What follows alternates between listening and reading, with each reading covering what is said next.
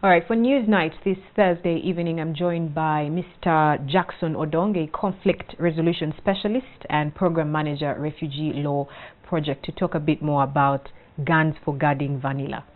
These farmers, welcome to NTV. Thank you very much. Apologies for that. These farmers have a genuine concern. Their vanilla is being stolen and it's being sold off premature.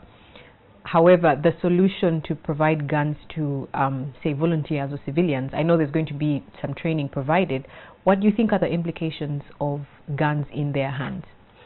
I think it's a very dangerous, insensitive, and very toxic thought to begin to imagine how to arm a civilian population.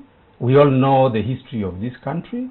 We know that Uganda has been through armed violence previously, and as we are still dealing with the legacies of armed conflicts, and we are still giving guns back to the community. Moreover, it's even easier to arm than disarm. So we have a history of struggles of disarming a population that had guns before, and we didn't even succeed in pulling out all the guns. So I think it's a very, very dangerous thought, and it's something that we should not think about. One of the things that came to my mind when I heard about it is that what message is government sending? Because one, it's a contradiction to the rhetoric of a professional military, a professional police. Which was going to bring me to my next question. Where does this place security agencies, for example, the police, who are meant to guard people and their property? Absolutely.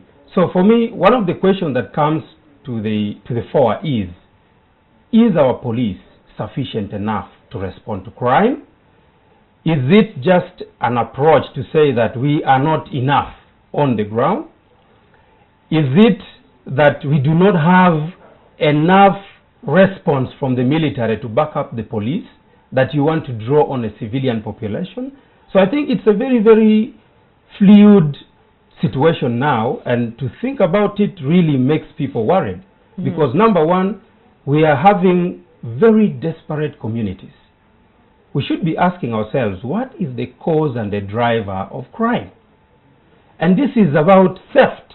It's one of the petty crimes in our laws.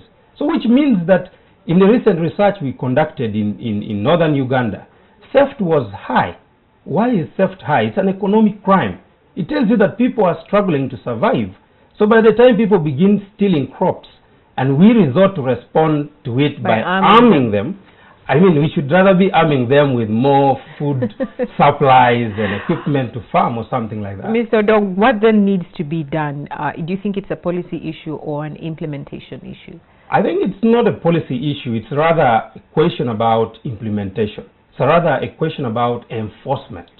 We should be preoccupied thinking about what is the ratio of the police to the population. How do we beef up enforcement? How does our security force respond to this kind of situations?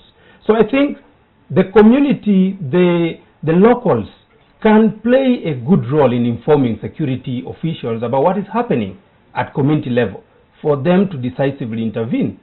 These people do not have skills to do investigations. They don't have skills to know that in our laws, someone is presumed innocent unless proven guilty. So you're actually turning around the law and putting it in people's hands, people who will not control themselves. And of course, we know that as a country, we are highly tribalistic. So even when you're going to distribute these guns, we're not sure that they will not be distributed equally. So it's a very dangerous kind of thought, I would say. All right. Your pointers perhaps on what needs to be done, especially for the villagers who are, stealing their fellow villagers' crops. One or two things that you think should be done, either by law enforcement or by the local council in the villages? I think number one, what needs to happen is looking at the example of what happened in Kitgum. When Kitgum was awash in crime, the Inspector General of Police went straight to Kitgum. He did not give people in Kitgum guns. Instead, he brought police booths. He boosted the presence of police at community level. I think that is what I would love to see in Mukono, seeing that the number of police has increased, the presence is higher, we are calculating the ratio of the police to the people, we are ensuring that this police is equipped with all the facilities, the fuel, the vehicles, to be able to respond to crime. Right. I think that is priority in terms of dealing with crime. All right. In 2 seconds, you have a conference coming up tomorrow, Refugee Law Project. Tell us a bit about it.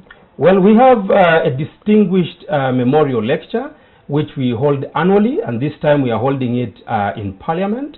And it's an opportunity for us as a country to reflect on the complex relationship between these local memories on one hand, as well as, you know, the construction of national truth on the other hand. So we are having Commissioner Jonas Segoyoni coming all the way from South Africa, just to get us thinking about the process of establishing a National Truth and Reconciliation Commission, finalizing on our TJ policy here, which has been defunct for a long time. So we are looking at this as an opportunity, also a precursor for an institute that we are going to host in Soroti, a week-long institute on African transitional justice.